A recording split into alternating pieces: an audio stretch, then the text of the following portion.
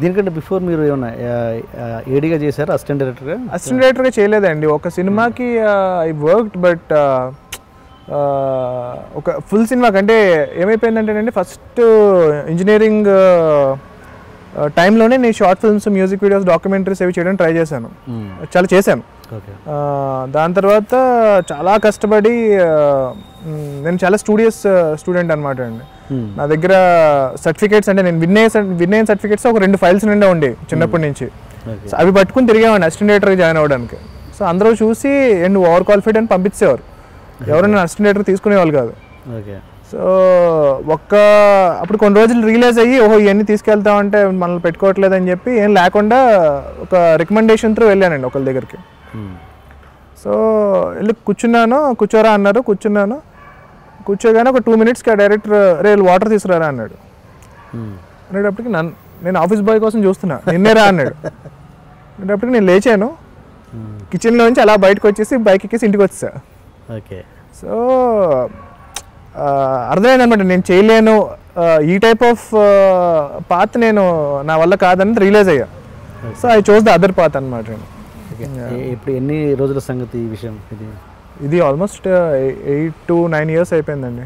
నేను just engineering finish అయిన ఇమీడియట్గా అనమాట అండి. ఆ డైరెక్టర్ ఇప్పుడు ఉన్నారా ఇండస్ట్రీలో? ఉన్నారండి. అంటే సినిమాలు ఇంకా తీస్తున్నారా ఆయన? సినిమాలు రీసెంట్గా ఒక సినిమా చేశారండి. అంటే ఆయన రీసెంట్గా నాకు ఒక హెల్ప్ కోసం నా దగ్గరికి వచ్చారు, నా ఆఫీస్కి వచ్చారు.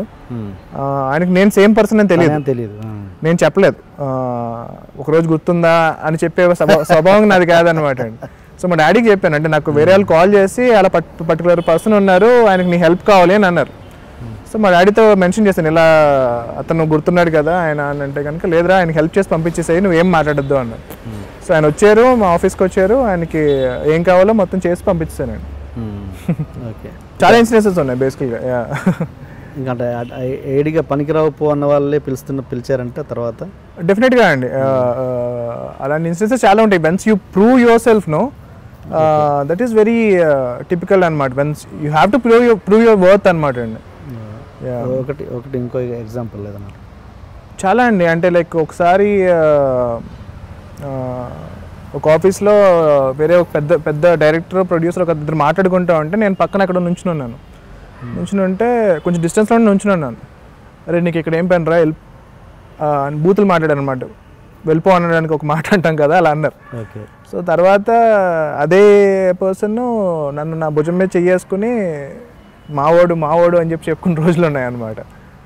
సో ఉంటాయండి. అంటే లైక్ ఇట్స్ ఆల్ గేమ్ అండి బేసికల్గా.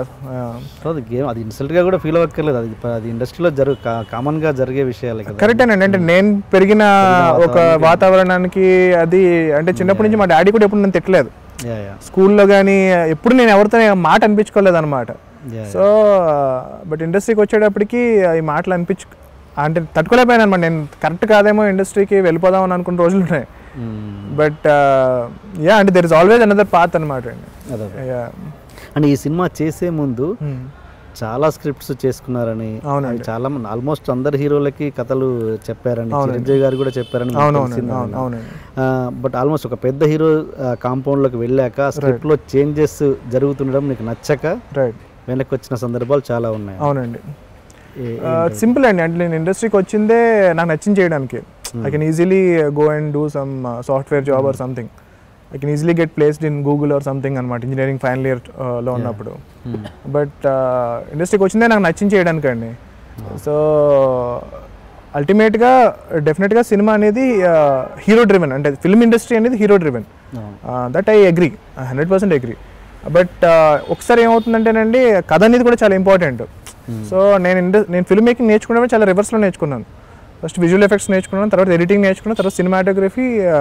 ఫైనల్గా ఇవన్నీ కాదురా సినిమాకి మోస్ట్ ఇంపార్టెంట్ కథ అనేది తెలుసుకున్న ఓన్లీ స్క్రీన్ రైటింగ్ మీద. ఇవన్నీ నేర్చుకోవడానికి నాకు 6 నెలలు పడితే ఓన్లీ కథా రచన అనేది నాకు నేర్చుకోవడానికి 2 సంవత్సరాలు పట్టిందండి. ప్రపంచంలో స్టోరీ రైటింగ్ మీద ఉన్న ప్రతి బుక్ చదివా. ఒక 50 బుక్స్ ఉంటాయంటే 50 బుక్స్ చదివా. సో డ్రామా రైటింగ్ 1937లో రాసిన బుక్స్ దగ్గర నుంచి ప్రతిదీ చదివా. So I realise the importance of story for a film అనమాట. So when it is going wrong I will try to save it అనమాట ఒక లెవెల్ వరకు.